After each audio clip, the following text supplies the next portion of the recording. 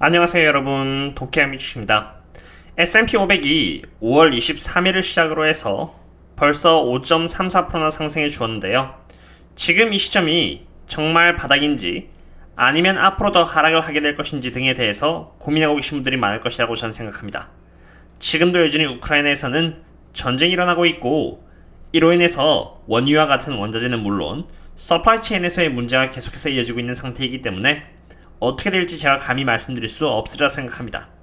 그러나 제가 한 가지 말씀드릴 수 있는 것은 특정 기업의 주가가 지금 실적 대비해서 어느 정도의 위치에 있으며 이 정도면 저렴하다, 또는 많이 빠졌음에도 불구하고 여전히 조심해야 할 필요가 있다 등입니다. 누차 들으셨겠지만 페드의 연준 위원들조차도 앞으로 들어오는 데이터에 따라서 금리를 조정하겠다라고 말하고 있는 상황입니다. 너무나도 많은 상황에 따라서 매크로의 환경은 계속 바뀌고 제가 컨트롤할 수 있는 범위 바뀌기 때문에 처음부터 투자람에 있어서 제가 포커스하고자 하는 것은 그 기업이 내고 있는 실적과 그 실적 대비해서 어느 정도가 저평가인가 또는 고평가인가를 보는 밸류에이션을 보는 것이죠. 그리고 그러한 기준에 따라서 꾸준히 대응하는 것입니다. 그리고 이렇게 좋아요를 눌러주시면은 제가 꾸준히 채널을 유지하고 분석하는데 큰 도움이 되니 많은 도움 부탁드립니다. 지난 S&P 500에서 6개월 동안의 퍼포먼스를 보도록 하겠습니다. 참고로 S&P 500이 차트는 지난 9주 동안 연속으로 떨어졌고요. 이것은 역사적으로 가장 장기적으로 하락한 기간으로 99년 동안 이런 적이 단 한 번도 없었습니다. S&P 500이 아닌 여러분들이 많이 보유하고 계시는 나스닥은 어땠을까요? 나스닥의 종합지수 또한 9주 연속으로 하락하면서 6개월 동안 23% 하락했고요.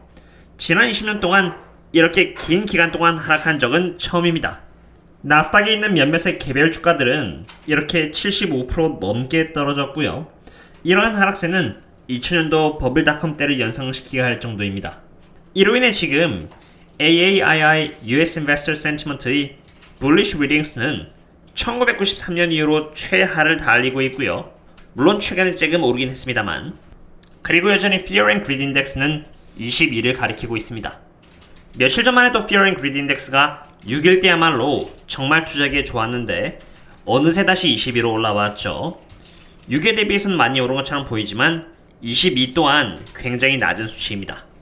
앞으로 장이 다시 하락해 줄지 또는 다시 회복세를 보일지는 모르겠지만 Fear and Greed Index가 낮은 상태일 때 또는 기업이 저평가일 때 꾸준히 분할 매수를 한다면은 지수의 평균 상승률 대비해서 훨씬 낮은 지점에 평단가를 갖출 수 있을 것이고, 장기 투자한다면은 결국 좋은 수익을 갖고 갈 것이라는 것이 제가 말씀드리고 싶은 부분입니다. 왜냐하면 다들 우려하고 있는 리세션이 온다고 해도 평균 하락률은 29.2% 정도이고요. 그러한 기간 동안 그냥 가만히 존버만 해도 평균 하락률은 1.5%로 회복이 되며 1년을 버티면 15.3%, 3년을 버티면 40.1%, 그리고 5년을 버티면은 78.7% 상승해주었다는 것을 과거 1957년부터 2009년까지의 역사가 말해줘 왔기 때문입니다. 그럼 이러한 상태에서 어떠한 기업들이 매력적일까요? 첫 번째는 바로 아마존입니다. 5월 26일 기준으로 지수들이 조금 회복하여 다우존스가 11.57% 하락했고요. 나스닥이 26.85%, 그리고 S&P 500이 15.92% 정도 하락세를 보이는 지금 아마존의 주가는 40.75%가 빠진 상태입니다. 40%의 하락률은 Great Recession 때 이후로 가장 많이 빠진 하락률입니다. 아마존의 밸류에이션은 지금 현재 Price to Operating Cash Flow 기준으로 20.92 멀티플에 위치하고 있는 상태이고요. 이러한 멀티플은 시간을 거슬러서 뒤로 되돌아가 보면요, 20.92라는 멀티플을 찾아볼 수가 없습니다. 이렇게 2018년 때도 20.92는 없었고요. 2017년도 마찬가지이며 2016년, 2015년, 2014년 때쯤 가야 20.92 멀티플의 비슷한 수치가 나온다는 것을 볼 수 있습니다. 쉽게 말해 지금 아마존이 저희 투자들에게 제시하고 있는 20.92라는 멀티플은 7년 만에 실적 대비해서 가장 저렴한 가격대에 도달했다는 것을 의미합니다. 그럼 아마존의 실적은 어떨까요? 매출액은 지난 7년 대비해서 엄청난 상승을 보여주었고요. 매출액에서 원가 비용을 뺐을 때 나오는 매출 총익 또한 마찬가지며 그로스 마진은 42%로 사업이 커지고 시스템을 갖추고 효율성을 증대시킴에 따라서 꽤나 개선되었다는 것을 볼 수 있습니다. 반면 영업현금 흐름과 이 프리 캐시플로우는 상대적으로 안 좋은 모습을 보여주고 있습니다만 경진에서도 밝혔듯이 총 6빌리언 달러에 달하는 비용이 추가로 나왔는데 첫 번째는 인플레이션으로 인한 물가 상승으로 2빌리언 달러의 비용이 추가로 나왔고 두 번째는 사람들을 과하게 뽑으면서 효율이 떨어졌고 이로 인해서 2빌리언 달러의 손해가 발생을 했으며 마지막은 인벤토리를 킵할 수 있는 창고를 넓히면서 오버 캐패시티가 되었고 이로 인해서 2빌리언 달러의 비용이 또 추가로 발생되었다고 합니다. 이로 인해서 총 6빌리언 달러의 비용이 발생하게 된 것이죠. 그럼 여기서 생각해 봐야 합니다.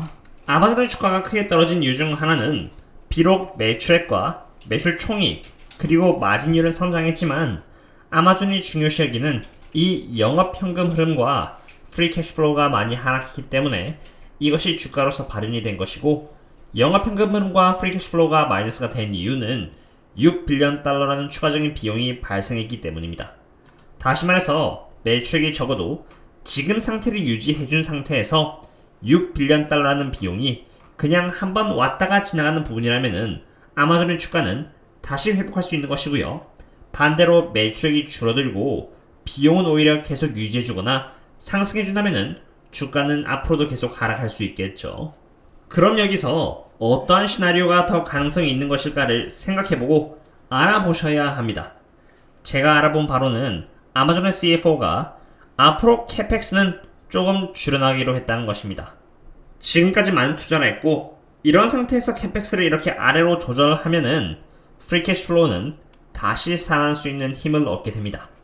그리고 직원을 과하게 고용했기 때문에 추가로 들어간 2빌리언 달러는 아마존이 여기서 더 추가로 고용하지 않을 것이기 때문에 비용은 오히려 줄어들 가능성이 크다고 생각됩니다.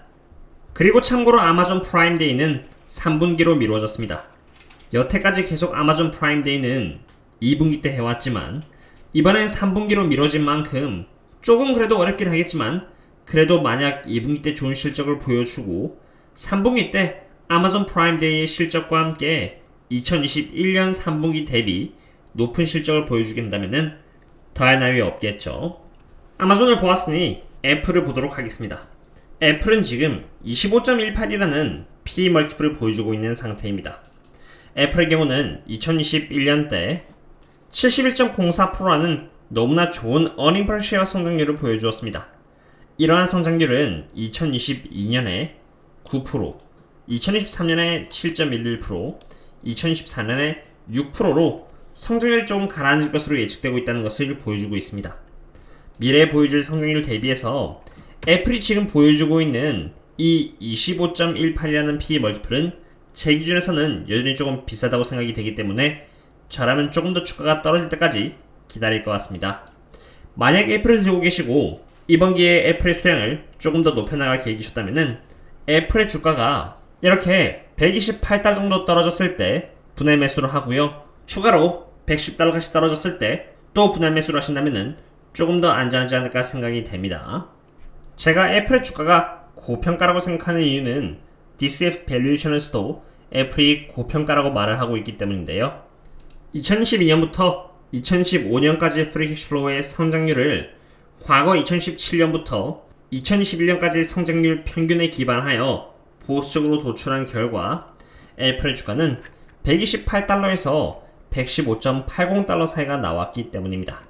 그렇기 때문에 저라면 애플의 주가가 이 사이의 구간에 오기 전까지는 조금 더 기다려 볼 것 같습니다. 마지막으로 엔비디아를 보겠는데요. 엔비디아의 주가가 조금 회복하여 다시 PE 멀티플이 39.43으로 회복해 주었습니다. 물론 지금은 조금 떨어지고 있기 때문에 39는 아니고 한 38 후반 정도가 되겠습니다만 어쨌든 다시 조금 비싼 영역까지 와주었다고 생각합니다. 그렇지만 엔비디아는 과거에 비해서 훨씬 지금 저렴한 상태이고요. 꽤나 오랫동안 이렇게 프리미엄 멀티플 그 이상의 멀티플을 받았던 기간이 있었는데 지금은 프리미엄 멀티플보다 더 낮은 위치에 있다는 것을 볼 수 있습니다. 저는 이미 엔비디아를 어느 정도 보유하고 있고 아직도 40%의 수익률을 갱신하고 있기 때문에 기다릴 수 있는 여유가 있는 상태입니다. 만약 엔비디아가 이 위치까지 떨어져서 150달러에서 160달러까지 돌아와 준다면은 그것은 엔비디아의 멀티플이 이렇게 33에 도달했다는 것을 의미하고 33의 PE 멀티플은 엔비디아의 성장률을 감안했을 때 괜찮은 밸류에이션이기 때문에 저라면 매수로 대응하여 비중을 늘려나갈 기회로 삼을 것 같습니다. 오늘은 이렇게 지금의 지수 상태와 아마존, 애플, 그리고 엔비디아의 밸류에이션을 알아보았습니다. 분석 영상은 이 정도까지 하도록 하겠고요. 그럼 다음에 또 다른 기업의 분석과 함께 찾아뵙도록 하겠습니다. 즐거운 휴일 되세요. See you later.